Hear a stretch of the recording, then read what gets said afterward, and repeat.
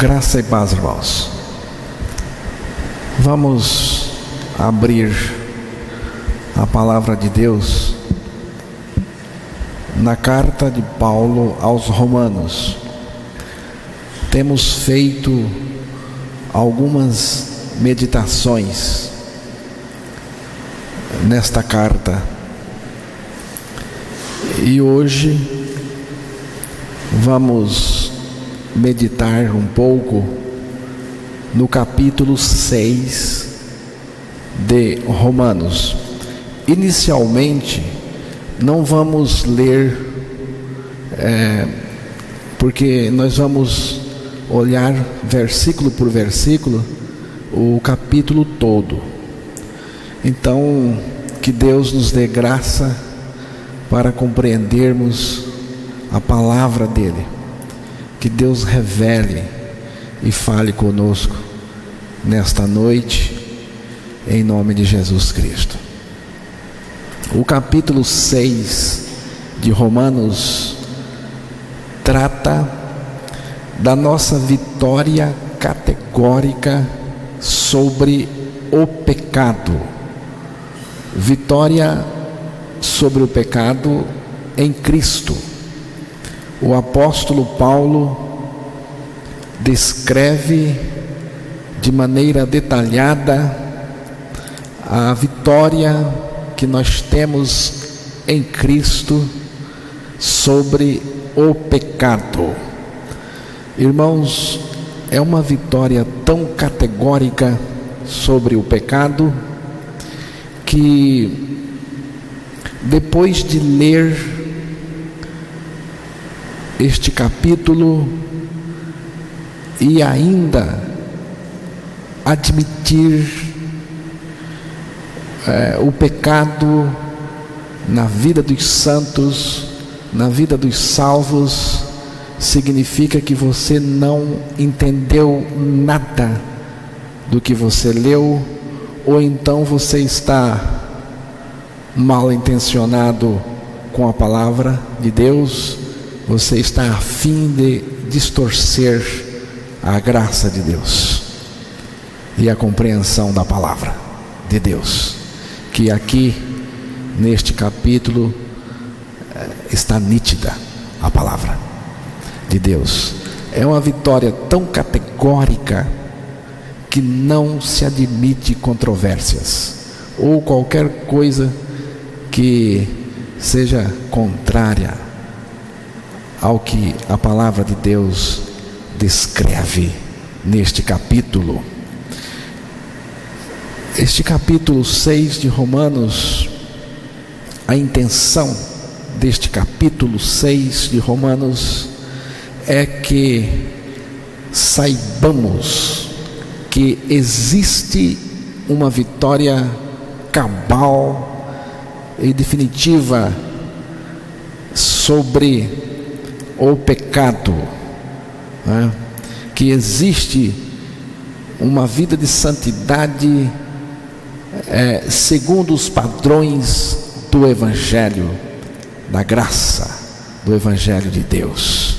Tanto é que no início do versículo 3,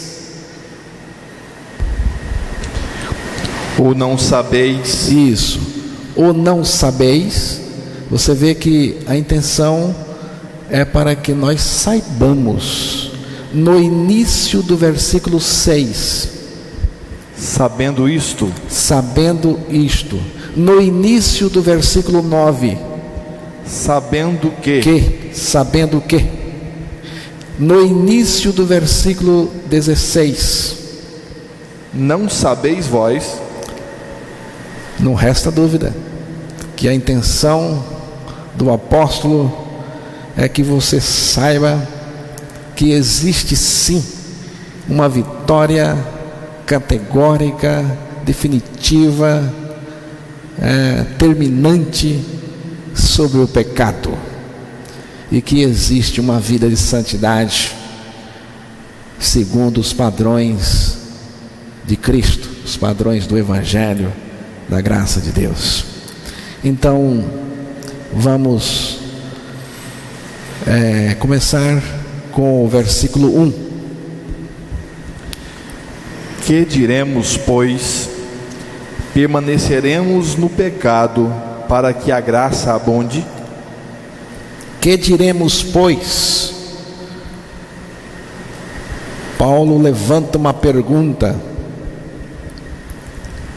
Que diremos, pois? Permaneceremos no pecado para que a graça abunde?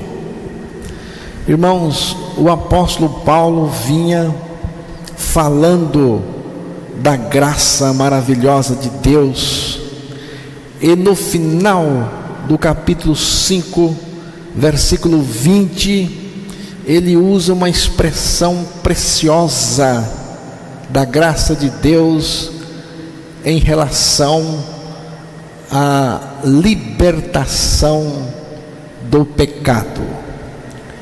Veio, porém, a lei para que a ofensa abundasse, mas onde o pecado abundou, superabundou a graça. Veio, porém, a lei para que a ofensa abundasse, mas onde o pecado abundou, superabundou a graça. Onde o pecado abundou, superabundou a graça. Abundar significa existir em abundância. Superabundar significa existir em abundância ainda maior. A ideia deste texto, a ideia é que há uma libertação grande, muito grande, grandiosa, né? É a ideia aqui, irmãos. A ideia aqui é de uma grande libertação. A graça nos liberta, e não só nos liberta, como também nos mantém libertos, né, do pecado. Esta superabundância em Cristo é suficiente para nos libertar totalmente do pecado. Esta libertação da graça nos foi outorgada pela morte e ressurreição de Jesus Cristo, e nossa morte e ressurreição em Cristo Jesus. Para quê? Para que nós saíssemos do pecado e entrássemos para a graça. A graça. Irmãos, vida no pecado não é vida na graça. Não é vida na graça. A libertação é maior do que a queda. O apóstolo Paulo disse isso, quando ele disse que onde o pecado abundou, superabundou a graça. Então, a graça, a libertação, a salvação é maior do que o pecado, do que a queda, né? E existe, irmãos, uma libertação grandiosa da parte de Deus, outorgada a nós pela graça de Deus. Essa graça que se manifesta na morte de Jesus, na ressurreição de Jesus e na nossa morte e ressurreição em Jesus. Em Jesus. Não seja um advogado do pecado. Não seja um advogado do pecado. Viu? Quem defende o pecado na vida das pessoas é o diabo. O diabo, sim, defende o pecado na vida das pessoas. Ele defende e depois acusa e depois acusa, porque ele é o acusador e ele exerce, irmãos, as duas funções muito bem. Se você quiser ser um estagiário do diabo, que seja, mas saiba que você é um incrédulo. Você faz isto porque você é um incrédulo. Você não crê na graça, você não crê no poder da graça de Deus. Os que creem, Deus cuida deles com a sua graça libertadora. Sua graça libertadora. Irmãos, parece que alguns estavam tendo uma compreensão distorcida da graça maravilhosa de Deus e concebendo a graça como uma espécie de alvará do pecado, uma espécie de licença para pecar e pecar à vontade, né? Os legalistas não aceitavam somente a graça como meio de libertação.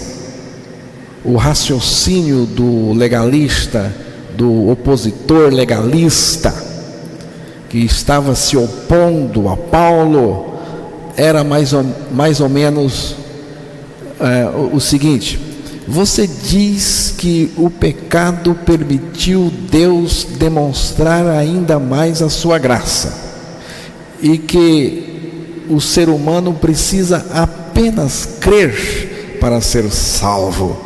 Então podemos pecar e devemos continuar no pecado para que seja a graça mais abundante. Irmãos, esse raciocínio distorce a graça,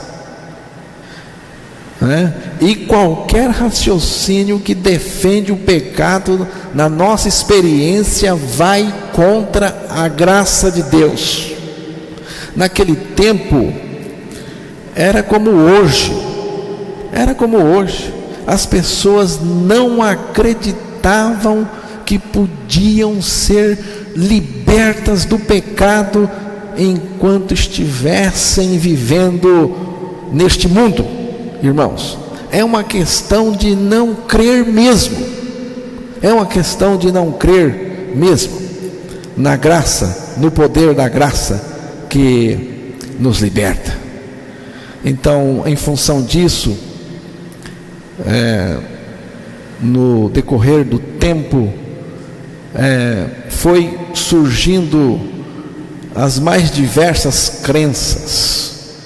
A principal delas, irmãos, é que Deus não nos salva do pecado, mas das consequências eternas do pecado. Deus não me salva aqui agora do pecado, da prática do pecado, mas Ele me salva das consequências eternas do pecado. É uma ideia muito forte no meio cristão, muito forte esta ideia no meio dos cristãos, Muitos acreditam que ser liberto do pecado é isso, irmãos. Toda a nossa esperança, então, se resume no seguinte: um esforço muito grande para pecar o menos possível. Você viu? Não é uma libertação do pecado, é uma diminuição de pecado na vida da pessoa. A pessoa não foi liberta do pecado e o pecado continua dentro dela como um vulcão. E aqui que está a questão: como como fazer para extinguir, apagar, né, esse vulcão que está dentro da pessoa, manifestando, né, o pecado. Como fazer? Então, no versículo 2 de Romanos, capítulo 6, vamos ver aí. De modo nenhum, nós que estamos mortos para o pecado, como viveremos ainda nele? Então, para aqueles, se você é um desses, então, veja aqui o que o apóstolo Paulo está dizendo. Para aqueles que acreditam que o crente pode persistir no pecado, a resposta da palavra de Deus é esta: de modo nenhum, de modo nenhum. Esta é a resposta de Deus mesmo, é a resposta de Deus, de modo nenhum. Assim, de acordo com a resposta do apóstolo Paulo, que é uma resposta de Deus, não podemos, irmãos, continuar a pecar, porque nós morremos para o pecado. Aqui diz que de modo nenhum, nós que estamos mortos para o pecado, como viveremos ainda nele? Não dá. Não podemos, irmãos, continuar a pecar, continuar no pecado, porque nós morremos para o pecado. O que Paulo está mostrando aqui é a impossibilidade de você estar morto para o pecado e ainda viver nele. Não tem essa possibilidade, irmãos. Nós morremos com Cristo. Não morremos fisicamente. Eu gosto sempre de dizer isto: nós não morremos fisicamente. Nós não precisamos morrer fisicamente para sermos libertos do pecado. Nós morremos espiritualmente, no corpo de Cristo. João capítulo 12, versículo 32. Este é um texto que eu não abro mão dele de jeito nenhum, Todas as vezes que estou pregando, eu apresento este texto, E eu, quando for levantado da terra, todos atrairei a mim. E eu, quando for levantado da terra, atrairei todos a mim mesmo. Palavras de Jesus Cristo. Quando Jesus morreu na cruz, Ele nos fez morrer com Ele para o pecado. Ele nos atraiu para isto. Jesus, irmãos, não morreu apenas como nosso substituto, ou seja, por nós, mas morreu também com nós, Ele nos levou a morrer com Ele naquela cruz.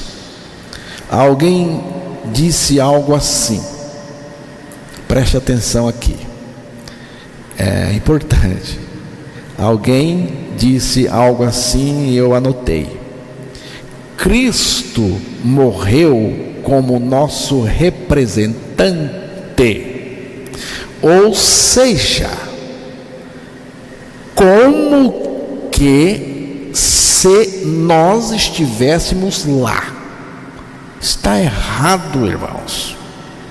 Não é como que se se nós estivéssemos lá. Sim, nós estávamos lá, porque Jesus nos atraiu para Ele naquela cruz, viu? Não é como que nós estivéssemos lá, estávamos de fato lá, porque Jesus nos atraiu para Ele, não é? Então, Cristo estava lá, é um fato. Nós estávamos lá, também é fato. Cristo morreu para o pecado, irmãos, é fato. E nós morremos com Cristo para o pecado, é fato também. É fato.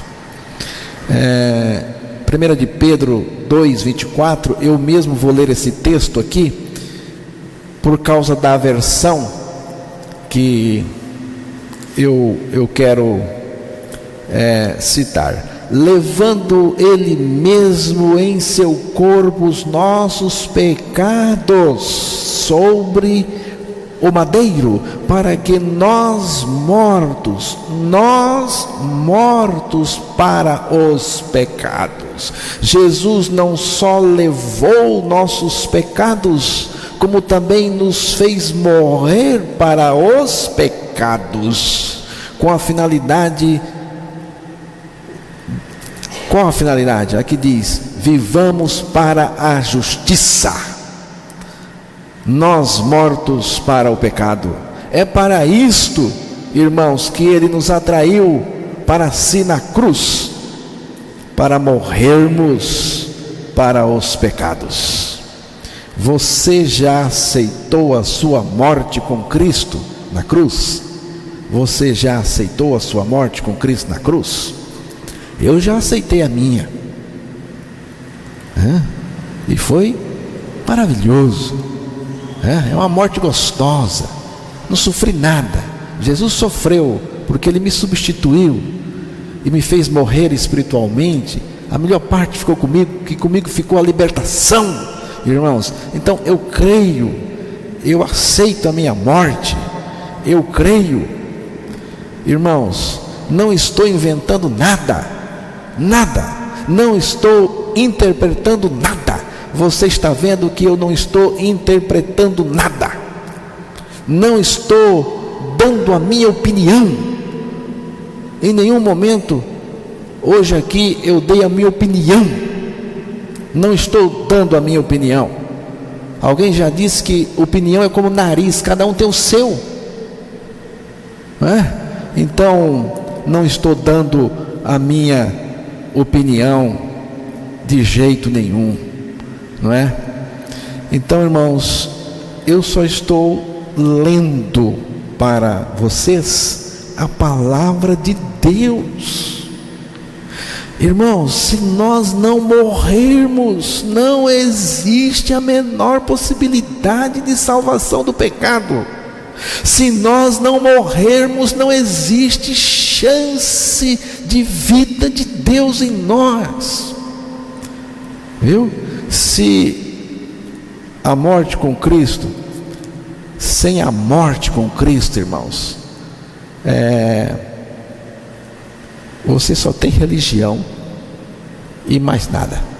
Religião inútil, mas não tem vida, não tem a vida, porque a vida que nós temos é a vida que nasce da morte, é a vida que vem do centro da ressurreição, não é? Então Cristo não só tirou os nossos pecados, como também nos fez morrer para o pecado. Versículo 3, Paulo vai mostrar como que Deus nos fez morrer para o pecado. Ou não sabeis que todos quantos fomos batizados em Jesus Cristo, fomos batizados na sua morte? Paulo mostra aqui, irmãos, a maneira que nós morremos para o pecado. Aqueles que não acreditavam que morreram com Cristo também não experimentavam uma libertação do pecado. Então é importante, irmãos, conhecermos, sabermos isto aqui. E a nossa libertação do pecado e consequentemente a vida de santidade segundo os padrões do Evangelho, ela decorre deste batismo em Cristo e na sua morte, né? Irmãos, você não pode gozar de uma coisa que você desconhece, que você ignora, né? Então, se você ignora o seu batismo em Cristo e na sua morte, você não pode experimentar, né, e gozar os resultados na sua vida, né? Ou não sabeis que todos quantos fomos batizados em Jesus Cristo, fomos batizados na sua morte? Veja bem aqui, Paulo diz aqui que nós fomos batizados em Cristo e na sua morte. Viu? Não tem nada a ver com água. Viu? A palavra de Deus, o Novo Testamento, fala de vários batismos, mas aqui, o caso aqui é um batismo em Cristo e na morte, não é um batismo em água, não é um batismo em água.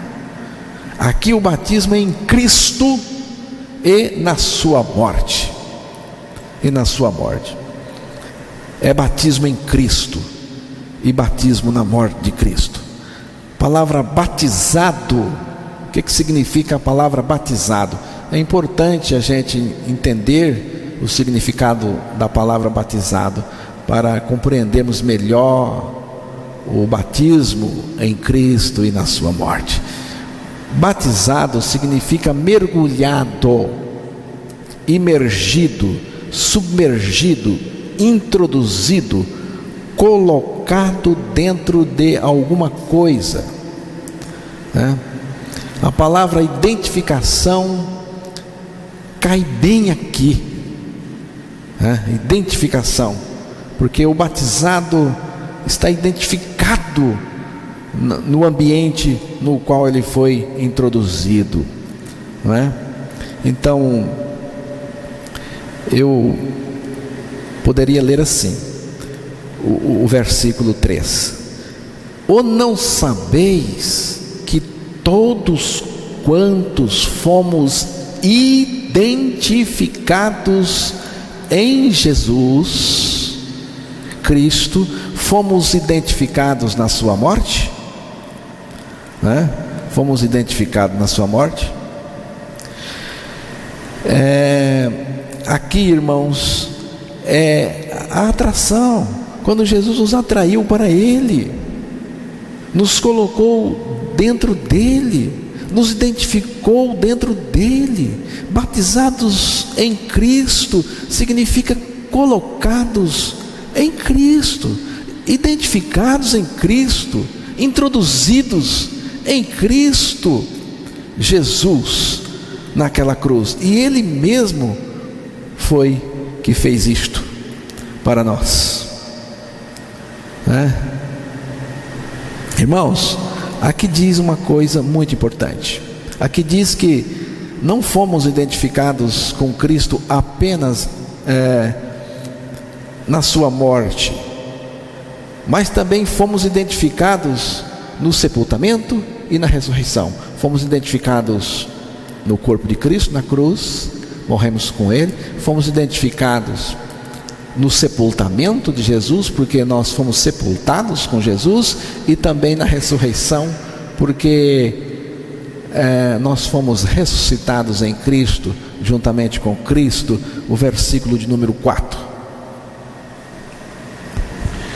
de sorte que fomos sepultados com Ele pelo batismo na morte, para que, como Cristo foi ressuscitado dentre os mortos pela glória do Pai, assim andemos nós também em novidade de vida.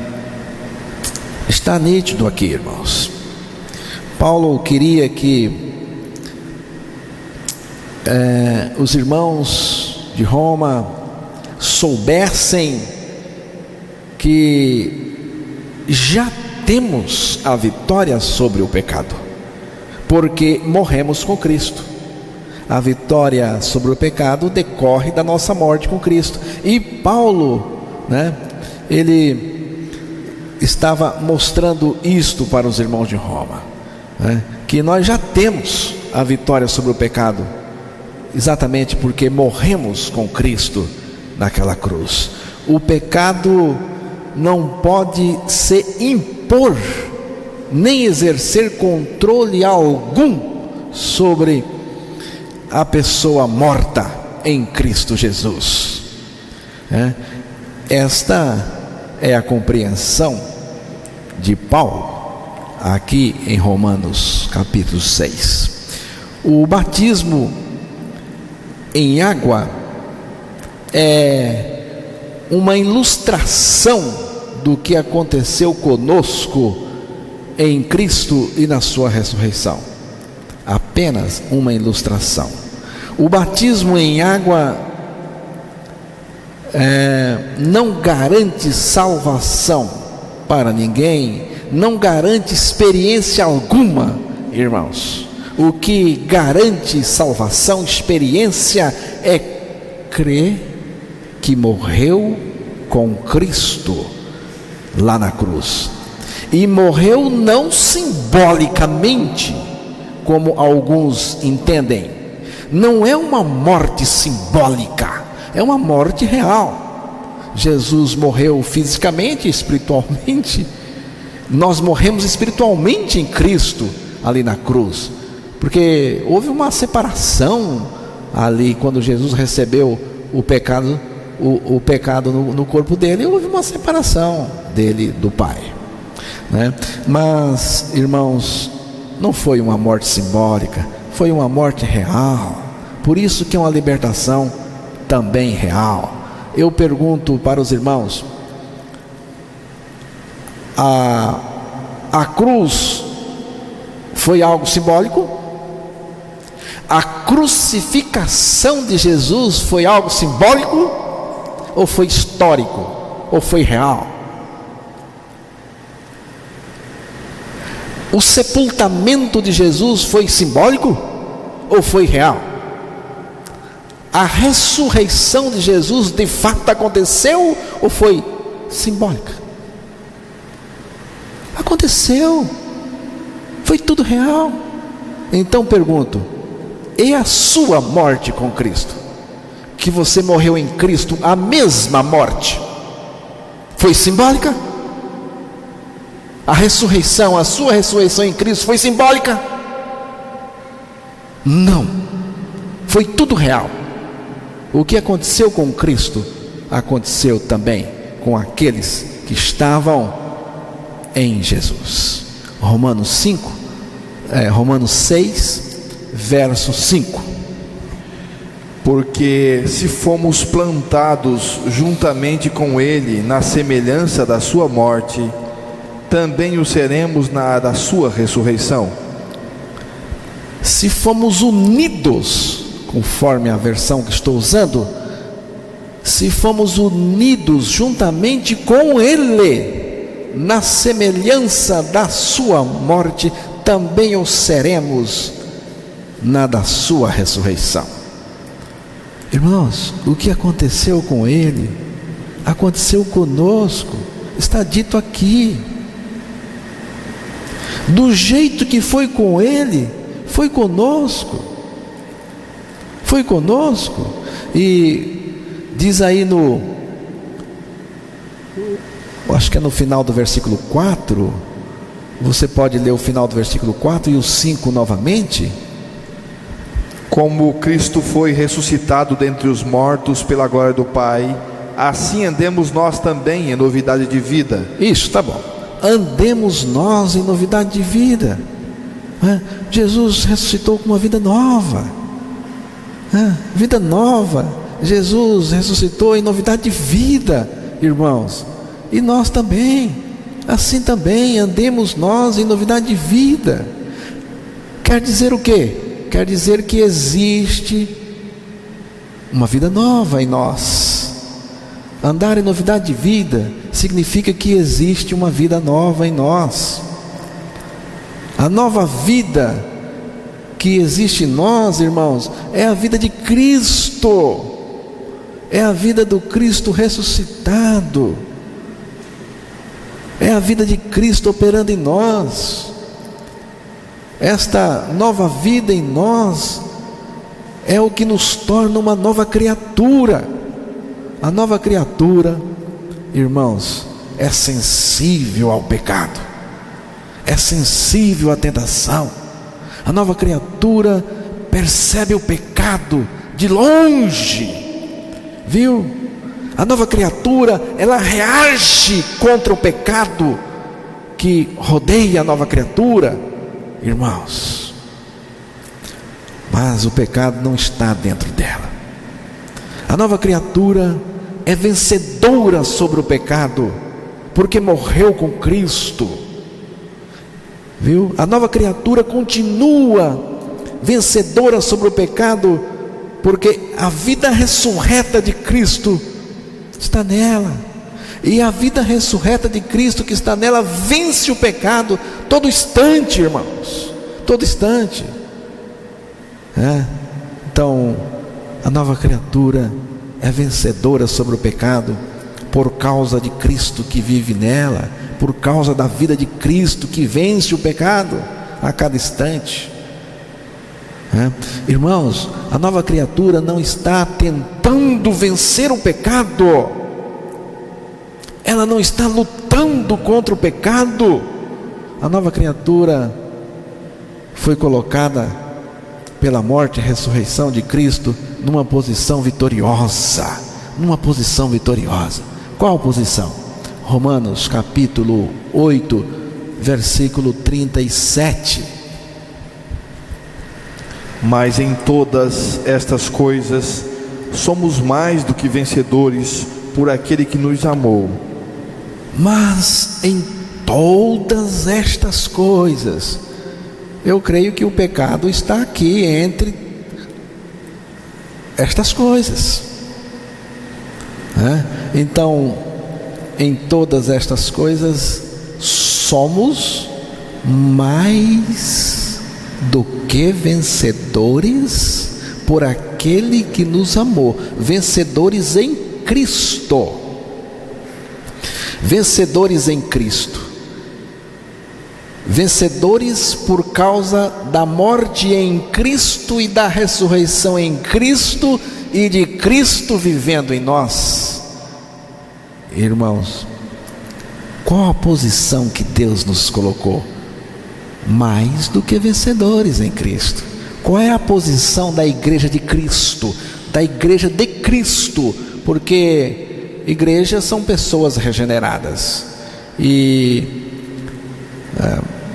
no meio tem gente regenerada e tem gente não regenerada, e quando o Senhor Jesus voltar, Ele vai levar os regenerados, e a igreja, os que não são regenerados vão ficar. Agora, esta igreja regenerada foi colocada por Deus nesta posição. Qual? Mais do que vencedora. Eu pergunto para você: você crê que você é mais do que vencedor? Você crê? Ou está assim meio capenga?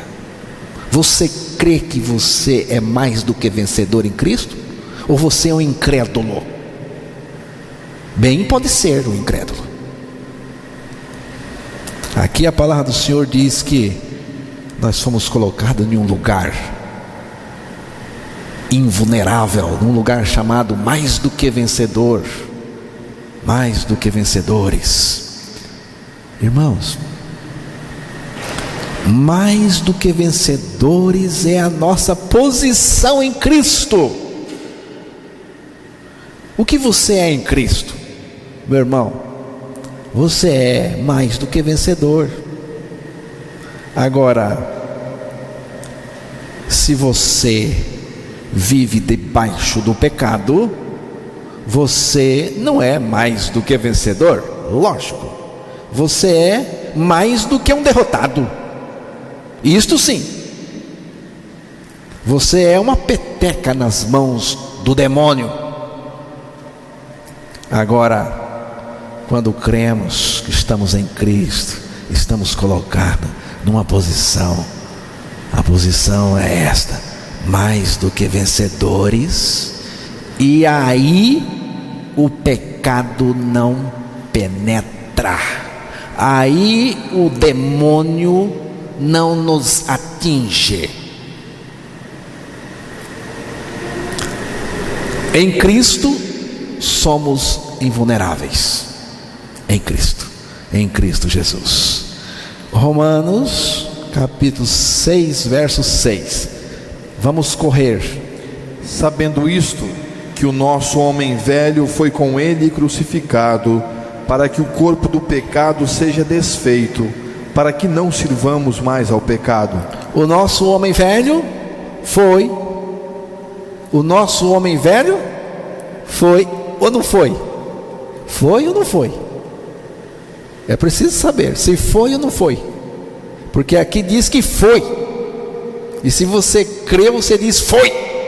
Foi. Então, irmão, o nosso homem velho, a nossa velha natureza, né? O nosso homem velho foi com ele crucificado.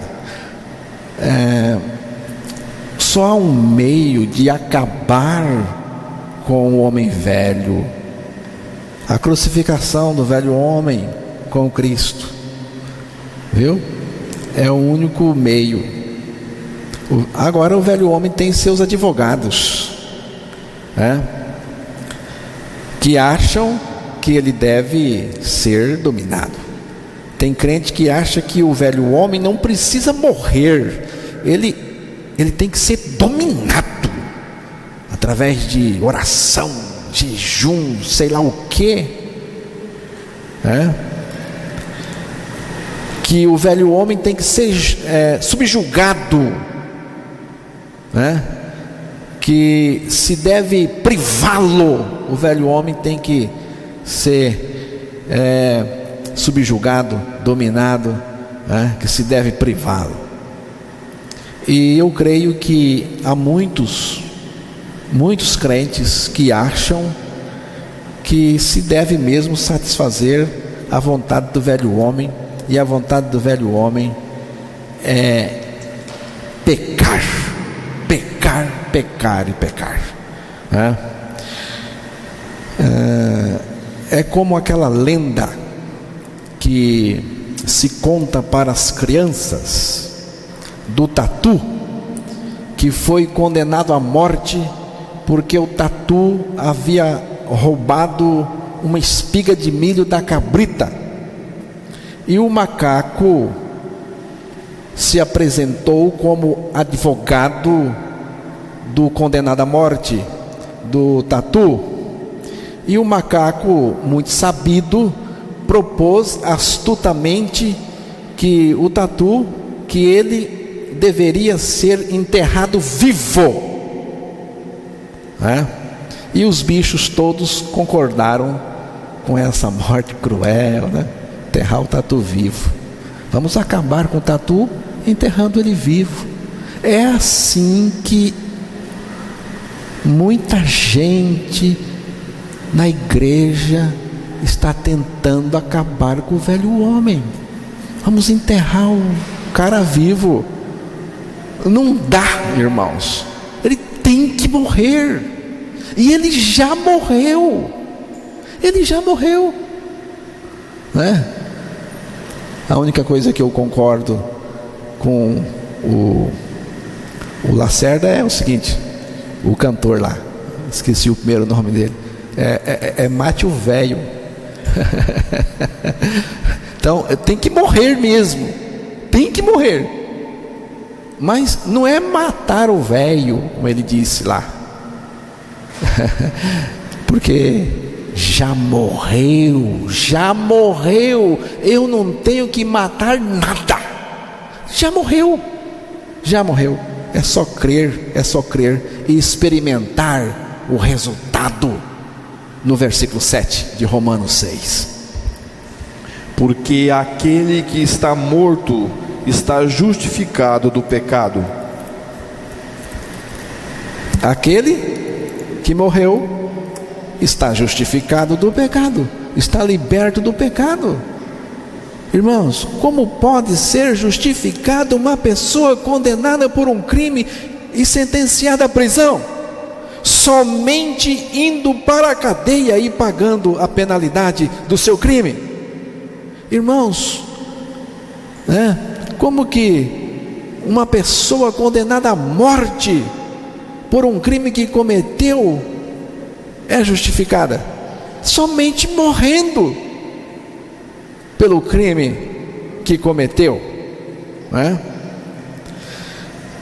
é o que aconteceu conosco.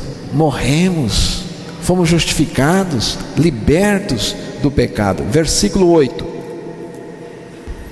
Ora, se já morremos com Cristo, cremos que também com Ele viveremos. Com Ele viveremos, ou viver com Cristo. Está falando do viver de Cristo em mim, da vida de Cristo em nós, irmãos. Quando diz aqui, com Ele viveremos, é porque nós ressuscitamos com Ele, ressuscitamos com a vida dEle, e Ele vive em nós. Versículo 9. Sabemos que, tendo sido Cristo ressuscitado dentre os mortos, já não morre, a morte não mais tem domínio sobre Ele. A morte não tem mais domínio. Irmãos, o nosso corpo é mortal, mas a vida que está dentro de nós é imortal. É imortal. A morte não tem mais domínio sobre a vida que está em nós, que é a vida de Cristo. O nosso corpo é mortal, mas a vida que está em nós não é. Embora não faça parte da Academia de Letras, mas sou imortal, espiritualmente falando, porque tem a vida de Cristo dentro de mim. E por isso Paulo gritou alto assim: onde está, ó morte, o teu aguilhão? Onde está, ó inferno, a tua vitória? Romanos 6, verso 10. Vamos ver o versículo seguinte aí. Pois quanto a ter morrido de uma vez, morreu para o pecado, mas quanto a viver, vive para Deus. Aqui diz que Cristo morreu para o pecado. Irmãos, o texto diz com todas as letras que Cristo morreu para o pecado. Qual foi o pecado que Cristo morreu? Não foi o pecado dele, porque ele não tinha pecado nenhum, mas o texto diz que ele morreu para o pecado. Que pecado é este que Jesus morreu? É o meu, é o nosso, viu? O nosso pecado estava sobre Jesus, causando um sofrimento imenso.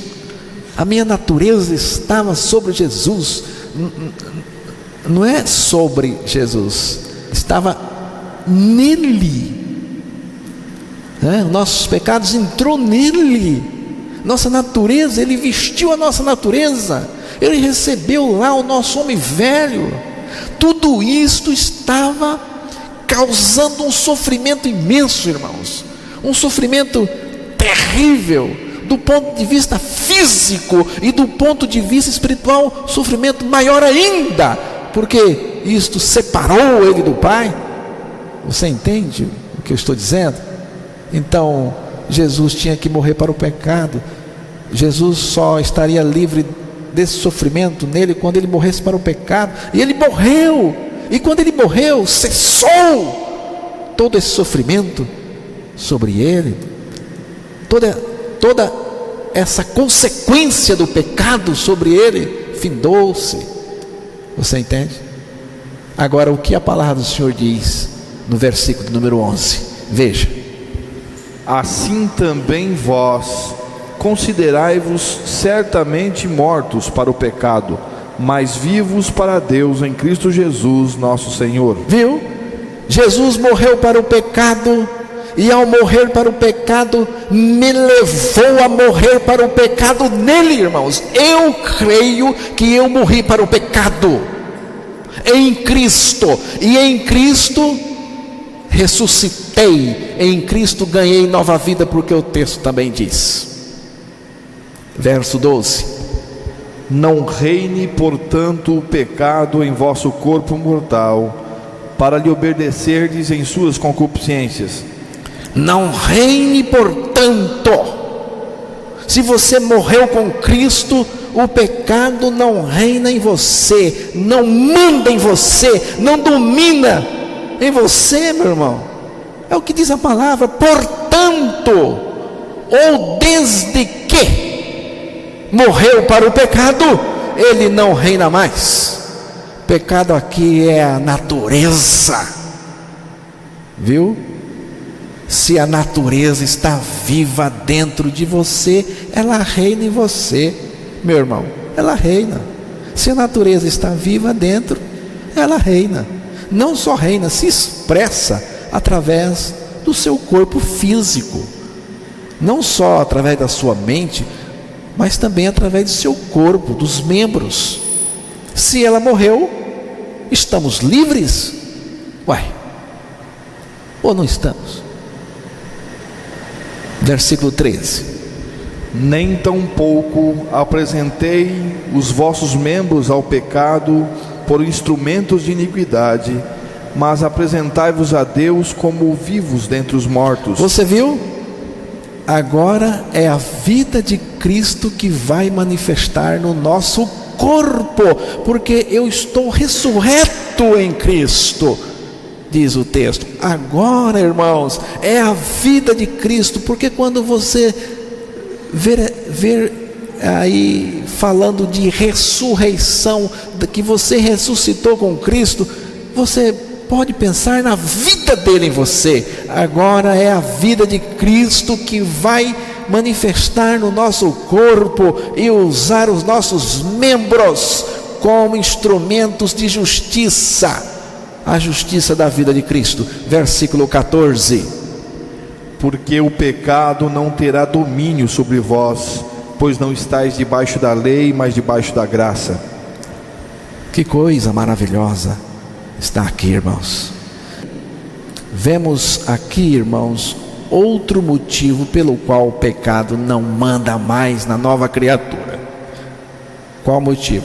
Não estamos mais debaixo da lei, e sim da graça, diz aqui o apóstolo. A graça se manifesta exatamente no fato de que Jesus tomou os meus pecados sobre si na cruz, morreu por mim, me fez morrer com ele para o pecado, ressuscitou para me dar a vida dele, e ele vive em mim a sua vida. Aqui está a graça.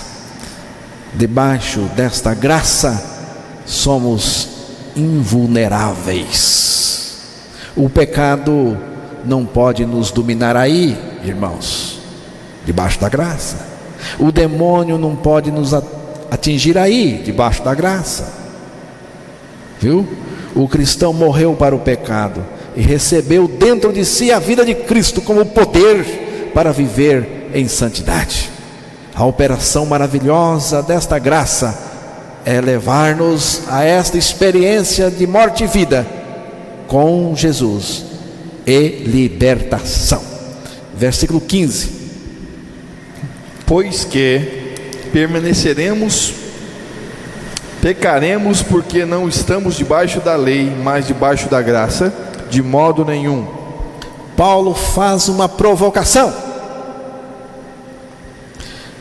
Não era fácil ouvir o apóstolo Paulo pregar, não, viu? Porque ele não fazia rodeios, não.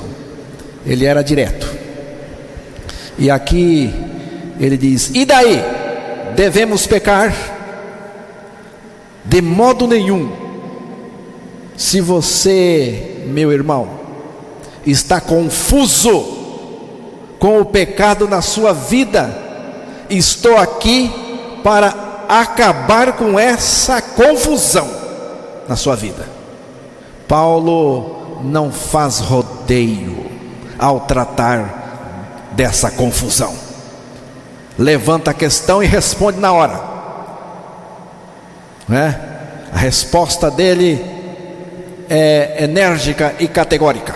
De modo nenhum. De modo nenhum. Se está confuso, acerte aí. De modo nenhum, diz a palavra de Deus. Se você está confuso, agora não precisa mais estar. Viu? Aqui a palavra de Deus está respondendo. A graça representa liberdade. Liberdade para servir o Senhor e não para pecar contra o Senhor.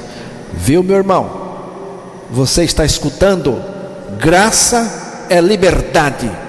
Representa liberdade para você servir ao Senhor e não para pecar contra Ele. A pergunta em Romanos 6, versículo 1 foi: permaneceremos no pecado?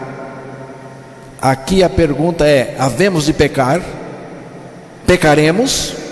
A resposta nas duas perguntas é a mesma, é enérgica e categórica. De modo nenhum.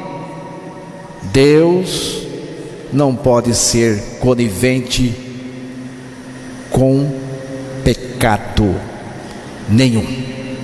Versículo 16: Não sabeis vós que a quem vos apresentardes por servos para lhe obedecer, sois servos daquele a quem obedeceis, ou do pecado para a morte, ou da obediência para a justiça? Você entendeu? Paulo está dizendo o seguinte: a quem você serve é que vai determinar o que você é, se você é salvo ou perdido. O servo obedece àquele que está sobre ele.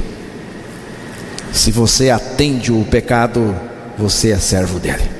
Versículo 17: Mas graças a Deus que, tendo sido servos do pecado, obedecestes de coração à forma de doutrina a que fostes entregues. Eu gosto demais aqui deste versículo que Paulo está aqui mostrando para nós. Paulo solta um louvor a Deus, irmãos. Ele solta aqui um louvor a Deus. Mas graças a Deus, Paulo enche o peito aqui. Graças a Deus. Graças a Deus. Em relação a quê? Por que Paulo está dando graças a Deus? Paulo, irmãos, neste versículo está dando graças a Deus em relação a duas coisas: que, tendo sido servos do pecado, você percebeu aqui? Tendo sido, não é mais, não é mais. Tendo sido servos do pecado. Paulo cria que ele não era servidor do pecado. Paulo acreditava que era livre do pecado. Ser livre do pecado, irmãos, escutem, irmãos, ser livre do pecado é um motivo muito grande para louvar e agradecer a Deus. Louvar e agradecer a Deus. O outro motivo é que obedecestes de coração a forma da doutrina que fostes entregues. Obedecer de coração ao evangelho da graça, o evangelho ensinado por Paulo nessa carta. O ensino, a doutrina, aí é o ensino que você recebeu, né?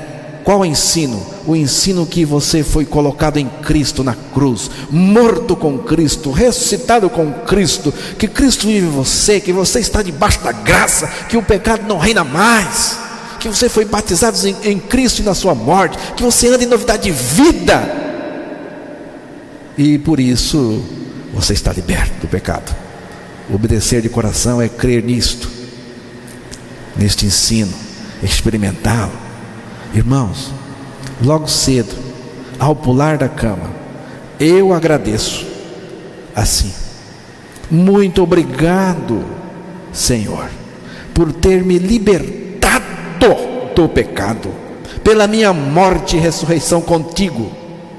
Muito obrigado, Senhor, por ter me feito crer no teu evangelho.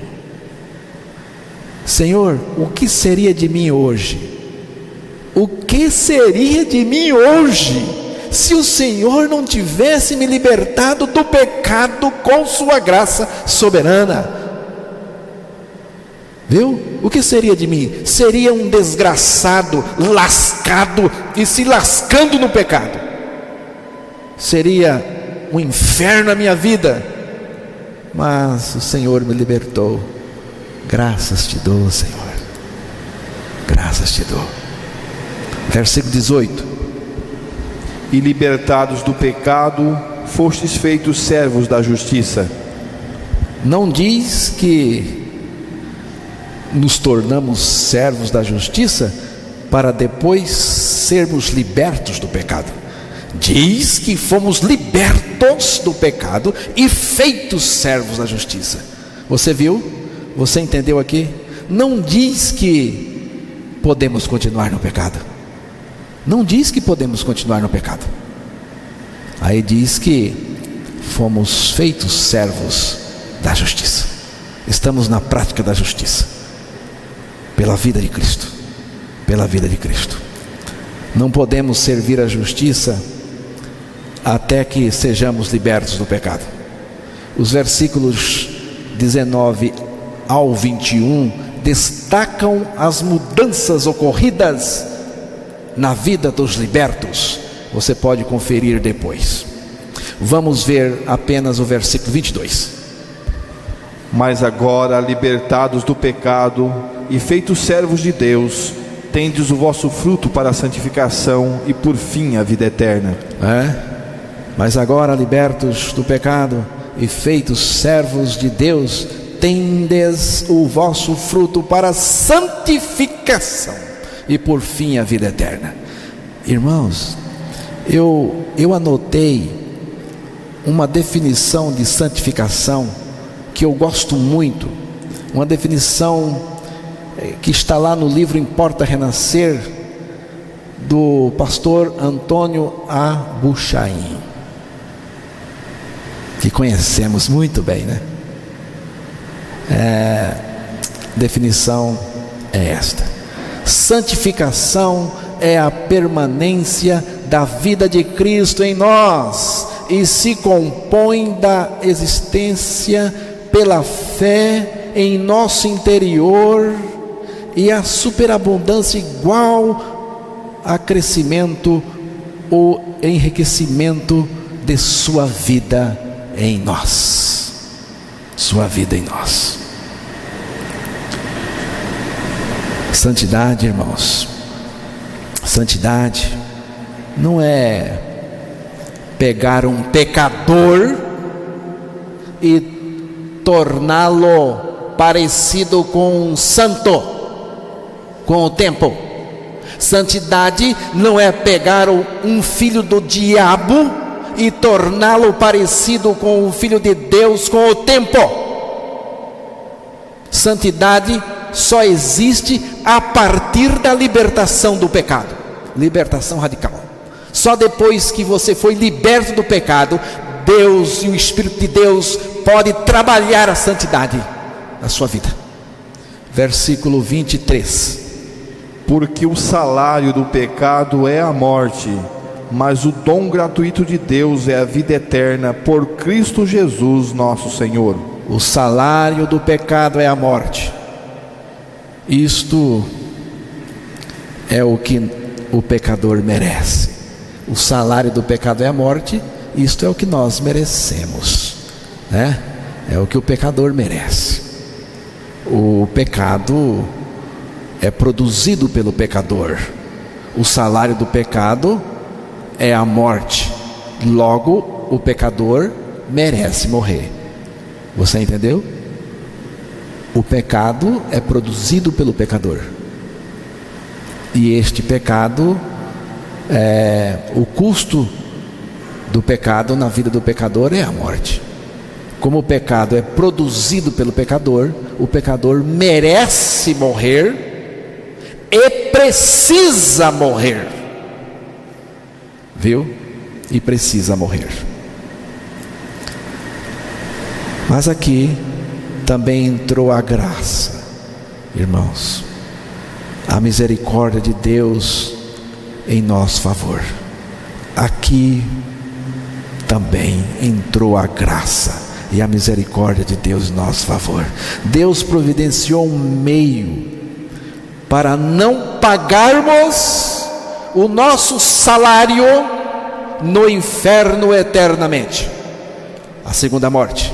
Ele providenciou que o Filho dele morresse por nós, para que nós morrêssemos nele para o pecado. Quando nós morremos com Cristo na cruz, o custo do pecado foi pago e liquidado totalmente, e a justiça de Deus foi feita. Então, irmãos, vejo graça e amor na morte de Jesus por mim, me levando a morrer nele para o pecado. Vejo misericórdia e amor em ele não me mandar para o inferno. Vejo misericórdia e amor em ele não me mandar para o inferno. E vejo justiça e amor, quando ele me fez morrer no seu corpo crucificado naquela cruz. Mas Deus fez muito mais do que isso.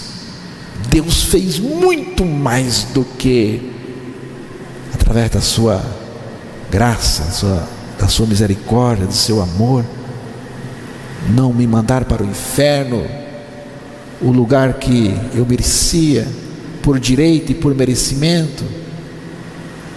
E Ele colocou o Filho dele na cruz por mim, me colocou no Filho dele, me fez morrer, resolvendo esta questão do salário do pecado, do custo do pecado, me fez morrer para o pecado. Mas Deus foi muito mais longe. Deus fez muito mais do que isto, irmãos.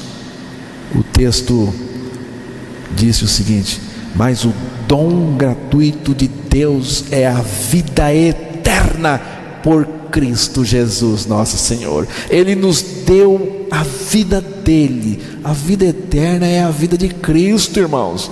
A vida eterna é a vida de Cristo. Não são duas vidas. Vida eterna é a vida de Deus, é a vida de Cristo. Então Ele nos deu a vida dele. Veja aqui que esta vida está em Cristo, por Cristo Jesus nosso Senhor. O texto está falando. Nós recebemos uma vida que está em Cristo. Significa que você só tem esta vida se você tiver Cristo em você. Cristo em você. Para recebermos tanto a graça da nossa morte com Cristo, como também da vida eterna, temos que estar em Cristo.